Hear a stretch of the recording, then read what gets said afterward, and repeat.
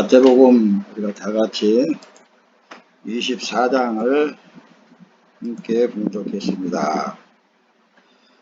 오늘 말씀을 통해서 많은 사람들이 말세다 그렇게 말들을 하고 또 열심히 예수를 잘 믿고 또 주를 위해서 헌신하고 주를 위해서 고난받고 하는 사람들이 하나같이 마음이 그때가 언제일까?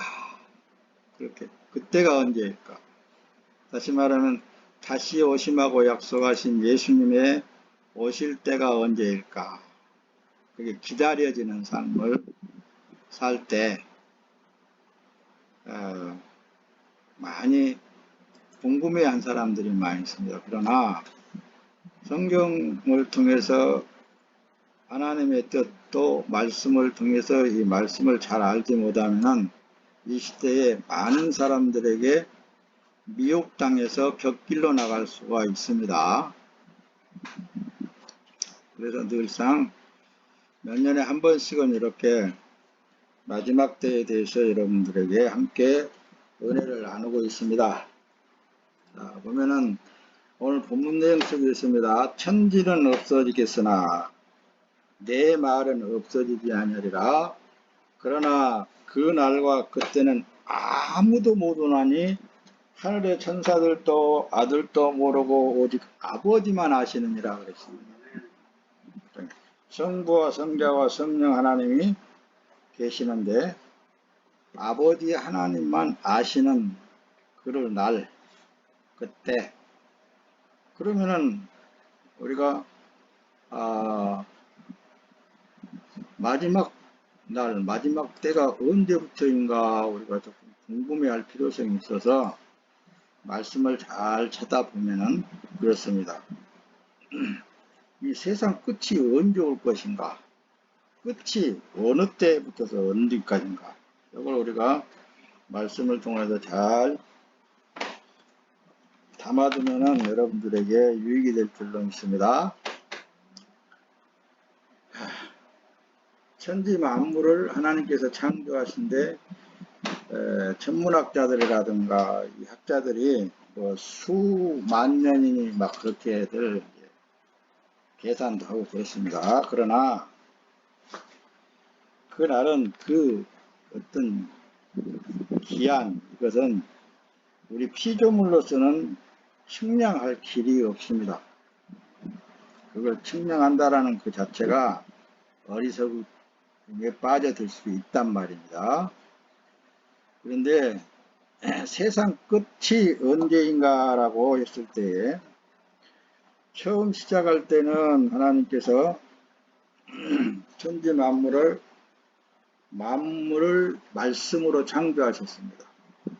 빛이 있으라 했을 때 빛이 있고 그와 같이 창조주 하나님께서 처음 시작할 때 끝나신 마지막 때가 될 때도 그분의 뜻에 있다고 말씀합니다. 근데 우리가 세상 끝을 말할 때에는 히브리서에서 나타났듯이 먼저 여러분들에게 쉽게 설명을 드린다면 천하 만물을 창조하시고 이 아담과 하와를 이 땅을 만드시고 아담과 하와를 만드시고 이 땅을 다스리게 하시고 그런데 아담과 하와가 죄를 먹음으로 말미암아 하나님 품 안에서 쫓겨나게 되고 분리가 되었다고 말합니다. 분리된 그 상태에서 다시 창조주 하나님께서 살아나는 법을 가르쳐 줬는데 어떤 법일까요? 제사법입니다. 제사법. 피해 제사법. 그걸 이제 구약시대는 계속 제사를 드려 나오다가 맨 마지막에 히브리서에 이제 이게 간단하게 전합니다. 다음에 여러분이 시간 있으면 다 이제 낱낱이 전할 때가 있을 거예요. 그러면 그가 세상에 창조할 때부터 자주 고난을 받았어야 할 것이로되 이제 자기를 단번에 제물로 드려 죄를 없이 하시려고 세상 끝에 나타나셨느니라 그랬습니다. 끝에. 그러니까 세상 끝은 예수님이 오는 그 시점을 기준으로 해서 세상 그때부터서 끝이에요. 정말이에요. 그래서 예수님도 지금 현재 오늘 마태복음 24장에 말씀을 하고 계시는 거예요. 그러니까 우리로는 그분의 뜻을 측량할 수 없습니다. 그러니까 그랬잖아요. 앞에서 말씀을 드렸듯이 예수님도 모른다는 거예요. 근데 이 세상에는 많은 사람들이 계시록을 연구하는 사람, 특히 계시록을 연구하는 사람들이 언제 어느 때 온다. 이렇게들 할 때가 많이 있었습니다. 그러나 여러분들은 그런데 빠져들지 않기를 바랍니다. 사도행전 1장 7절에도 그래요. 이르시되 때와 시기는 아버지께서 자기의 권한에 두셨으니 너희가 알 바 아니다. 오늘 주 목적이 징조에 대해서, 그러니까 때가 가까운 징조에 대해서 말씀을 통하여서 함께 은혜를 나누려고 합니다. 예. 여러분들은 가장 중요한 것은 뭐냐 하면은 예수 그리스도 안에 있는 것이 가장 중요합니다. 다시 말하면 하나님과 동행해야 된단 말입니다. 예수님하고 동행해야 된다니까요. 노아의 방주, 여러분들이 그림을 보는 이 노아의 방주를 이렇게 그림을 그렸는데, 노아의 방주 안에 들어있는 자는 다 살게 되어 있습니다. 그래서 노아의 방주를 예수 그리스도를 상징했다라고 여러분들에게 늘 말씀을 드렸습니다. 노아의 방주 그 자체가 오늘날의 예수 그리스도 안에 있는 자들을 말한다. 이게 창세기 7장에 잘 나타나 있습니다. 하나님께서 노아를 통해서 방주를 짓게 하시잖아요. 근데 방주 안에 들여보내는 모든 동물이라든가 모든 날짐승이라든가 이런 것도 창조주 하나님에 의해서 그 안에 들어가게 된다. 자, 그렇게 본다면은 여러분 보세요. 여러분들이 오늘날 예수 그리스도 안에 있다라는 그 사실도 내 공로가 아닌 절대적인 하나님의 은혜라고 말씀합니다. 아멘. 그래서 구원은 은혜로 받는다. 아멘. 구원은 은혜로 됐다. 아멘. 거저됐다. 그렇게 말씀을 하시는 거예요. 그래서 이제 이 세상의 끝이 그야말로 예수님이 오시는 그때가 순간적으로 일어나는 사건이 되기 때문에 우리는 항상 분신하여 깨어 있어야 됩니다. 아멘. 그래서 누가복음에 보면 그러잖아요. 그날의 지붕 위에 있는 자는 자기 세간이 집 안에 있어도 그것들을 가지러 내려가지 말라. 급박하게 그걸, 그러니까 우리가 이 말씀을 좀 분석해서 보면 있잖아요. 우리의 마음이 세상에 있어서는 안 됩니다. 아멘. 다시 말하면 우리는 세상에 그 어떤 것도 미련을 둬서는 안 돼요. 아멘. 그렇지 않습니까? 자기 집안에 있던 그것도 가지러 내려가지 말아요. 마찬가지로 밭에 있는 자도 뒤로 돌아서지 말아라. 그만큼 임박한 시대에 살고 있는 나다, 그렇게 생각을 해야 됩니다, 여러분. 아멘, 아멘. 언제 어느 때 순식간에 일어날 수 있는 사건 속에 우리가 이 세상을 지금 현재 살고 있는 거예요. 그러니까 우리의 의식 가운데 항상 하나님의 나라에 중점을 두고 생각하면서 살아야 돼요. 아멘. 그걸 지금 현재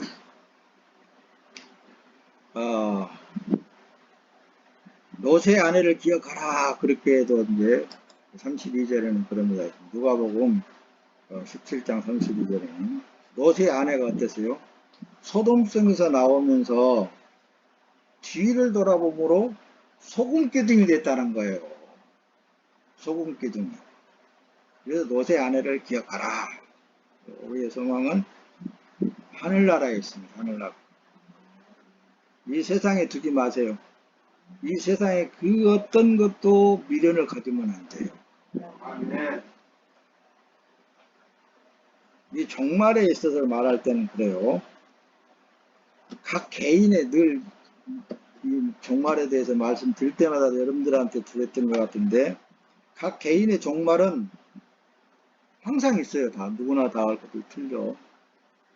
시간이 다르고 날짜가 달라. 그러나 이 세상의 종말은 단 한 번이에요. 그냥 종이축이 말리듯이 싹 말려버린다. 이런 현 세대에서 살고 있는 여러분들이여, 정신을 바짝 차리지 않고는 안 됩니다. 아멘. 그렇죠. 빨리 하고 빨리빨리 조금만 지금 현재 여러분들에게 맞추고 나갈 거예요. 그래서 이 세상 종말이 오고 있는 징조에 대하여서 마태복음 24장 1절에서도 14절에 잘 나타나 있어요. 오늘 본문 내용 속에. 잘 보세요. 마태복음 24장 봤잖아요. 그렇죠? 네. 여기 보면은 이제 1절부터 쭉 보면은 뭐라고 그랬어요? 예수께서 성전에서 나가실새 제자들이 성전 건물들을 가리켜 보이려고 나오니 대답하여 이르되 너희가 이 모든 것을 보지 못하느냐? 내가 진실로 너희에게 이르노니 돌 하나도 돌 위에 남지 않고 다 무너뜨리우리라 하시면서 예수께서 감람산 위에 앉았을 때 제자들이 정령이 와서 우리에게 이르소서 어느 때 이런 일들이 일어났겠습니까? 이렇게 무슨 징조가 있사오리까 물어본다는 말씀입니다. 그때 예수께서 대답하여 이르시되 너희가 사람의 미혹을 받지 않도록 주의하라는 것입니다. 자, 이 시대에 이제 다시 보세요. 사람의 미혹을 받지 않도록 주의하라. 많은 거짓 선지자, 많은 거짓 그리스도인들 많이 나와 있습니다. 그래서 많은 사람들이 종교 생활을 하는데 진짜 기독교인으로서의 신앙생활을 하는 사람들이 극히 드물다고 말씀합니다. 어떤 삶? 세상을 등진 삶은 드물어요.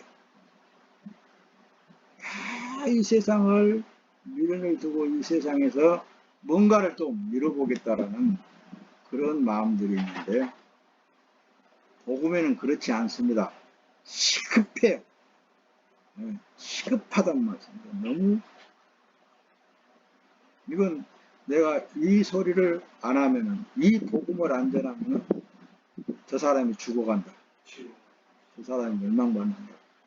그런 어떤 시급성이 있지 않고는 복음을 못 전하는 거예요.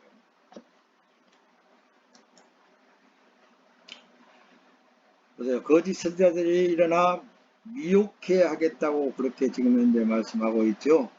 미혹을 많이 합니다. 그런데 늘 여러분을 안심시키기 위해서 말씀을 전할 때 그렇습니다. 예수 그리스도 안에 들어가 있는 사람은 세상으로 나가려고 해도 안 나가죠. 아멘. 그게 참 하나님의 은혜예요. 아멘. 그러잖아요. 일단 앞에서 그래서 노아의 방주에 대해서 잠깐 설명했죠. 노아 방주 안에 들어가 있는 그 모든 생명체는 밖으로 나가려고 해도 때가 돼야 나가시는 거예요. 그게 하나님의 은혜예요. 그 안에 있어야만 살아있기 때문에. 그래서 오늘날에 예수 그리스도 안에 있는 사람은 세상을 보면 답답해. 세상 사람들이 그 안에 있는 사람들을 보면은 또 답답하게 보이는 거예요. 저 안에서 왜 저렇게 살고 있을까? 그래서 구분되어진 사람이라고 그러는 거예요. 세상과 구분되어져 있는 사람이다. 지난주에는 어떤 제목이었죠? 다 잊어버렸죠. 666의 실체에 대해서 말씀을 여러분들과 함께 나눈 거예요. 666에 대한 실체. 어차피 이 세상이라는 것이 뭐로 나타난다고요? 짐승이라 그랬잖아요. 짐승의 인. 짐승도 인을 치지만은 우리 하나님도 예수의 인을 친단 말입니다. 그런데 우리가 육체가 있는 동안에는 어쩔 수 없이 이 세상에 들어가 있는 상태, 편승되어져 있는 상태에서 살게 돼 있어요. 그래서 예수님도 니고데모하고 전할 때 육은 육이요, 영은 영이다 그렇게 말씀하십니다. 육체는 어쩔 수 없이 아프기도 하고 안 먹으면 배고프기도 하고 힘들게 일하면 힘들기도 하고, 그래서 육은 육이요, 하나님께서 원하는 것은 내 안에 있는 당신의 아들이에요. 네, 그 안에 영이란 말씀입니다. 그걸 가장 중요하게 여기시기 때문에 자칫 잘못하면 이 육에 관한 데에서 빠져들기가 쉽습니다. 넘어가기가 쉬워요. 그러므로 이 세상 정말 순식간에 일어날 일들에 대해서 비유로 말씀을 그렇게 하고 계시는 거예요. 데살로니가 전서에 보면 그래요. 그들이 평안하다 안전하다 할 그때에 임신한 여자에게 해산의 고통이 이른 것 같이 멸망이 갑자기 그들에게 이르더니 결코 피하지 못하리라. 애 낳아본 사람은 알 거예요. 배는 뚱뚱해가지고 있지만은 언제 나올지 모르니까 갑자기 그냥 배가 뒤틀면서 나올 수 있다고 말씀합니다. 그러듯이 이 세상의 끝도 그렇게 일어난다고 말입니다. 원래는 빨리빨리 넘어갑니다. 오늘은 그래서 주님의 재림을 준비하는 성도는 절대 방탕하거나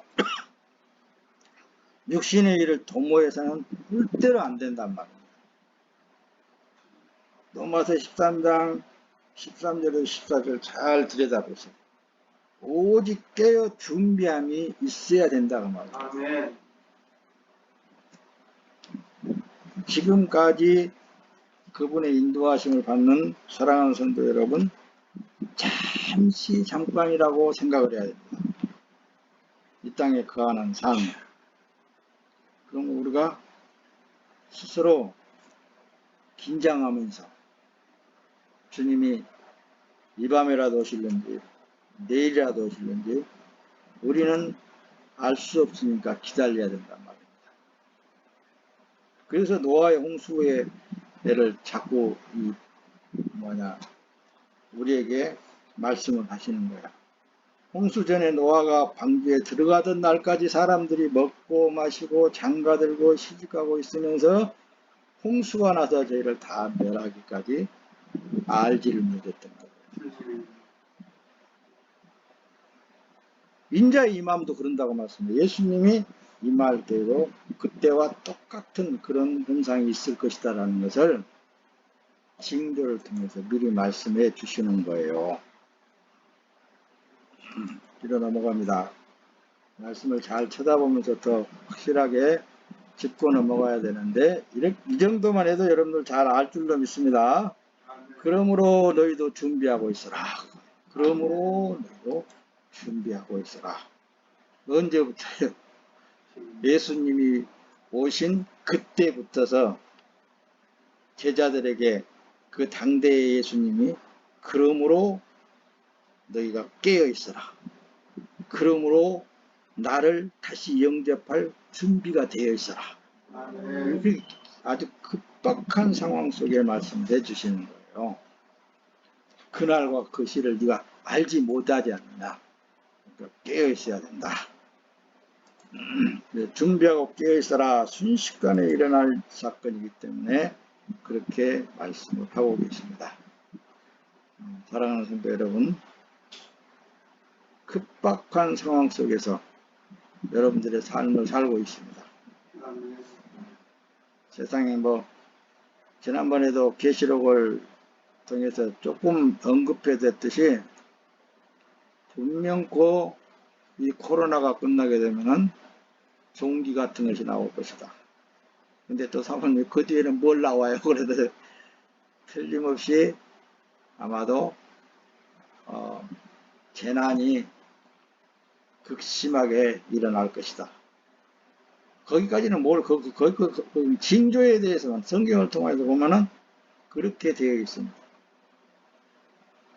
들었죠? 네. 극심한 지금 현재 우리나라뿐만이 아니라 세계적으로 지금 재난이 이건 그랬죠. 종말이 올 때 되면은 하나님이 꼭 그렇게 해서가 아니라 인간 자체, 사람 자체, 피조물 자체가 그 환경을 그렇게 정말로 마지막 그런 그 어떤 환란이라면 환란이고 그만큼의 재난이라면 재난이 만들었던 거예요. 인간에 의해서, 사람에 의해서. 자, 그렇다면은 지금 러시아에서 전쟁이 터지고 그러면 왜 전쟁을 했는지 모르겠다 늘 그러지만은 핵이라는 걸 여러분들은 잘 모를 거예요. 군대 갔다 온 사람들 알아요. 핵이 터지기 시작하는 거 있잖아요. 이 세상, 이 지구덩어리 금방 끝나버린 거예요. 누가 만들었어요? 사람이 만들었단 말씀입니다. 그러니까 우리는 하나님이 그렇게 하시지만은 그렇게 놔둔 것 뿐이에요. 스스로 멸망의 고덩이를 판 인간들, 사람들.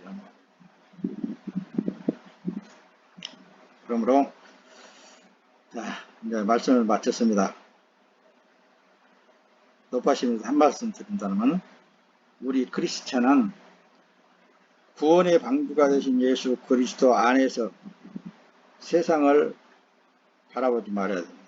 그러면 세상을 바라볼 때 미혹당합니다. 예수 그리스도 안에서 늘 하나님의 나라의 중심적으로 살아야 됩니다. 그래도 육이 있는 동안에 하나님이 여러분들을 책임져 주십니다. 보장해 주셔요. 염려하지 마세요. 걱정하지 마세요. 그분이 있어야 할 것을 여러분들이 꼭 적소에 있게 하시고 없어야 할 것은 그분이 제거해 버리시고 그러신 하나님이세요. 여러분들은 그걸 많이 체험하면서 살잖아요. 그러니까 세상에 특히 욕심에 치우치면 안 돼요. 욕심에. 그래서 야고보 장로가 시험을 받는 원인에 대해서 말씀하는데 욕심이 잉태한 즉 죄를 낳고 죄가 장성한 즉 사망을 낳는다. 그래서 스스로 욕심을 갖게 되면은 시험의 올무에 빠져들게 된다. 여러분들은 있는 그대로를 주님 앞에 몸을 드리시기 바랍니다. 여러분들의 몸을 오직 그분을 위해서 드려지는 몸으로 사는 거예요. 아멘. 할렐루야. 아멘. 여러분들의 삶이 하나님에 의해서 책임져지는 복된 삶이 되기를 예수님의 이름으로 축원합니다. 아멘.